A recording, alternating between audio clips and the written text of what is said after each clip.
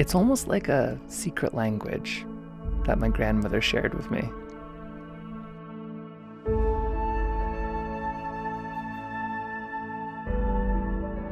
She left behind over 6,000 sketches. Just little drawings from her adventures all over the world. And even though it's been so many years, when I follow her footsteps, back to the exact place where she made those sketches, I close my eyes, and for a moment, it's almost like we were painting again together.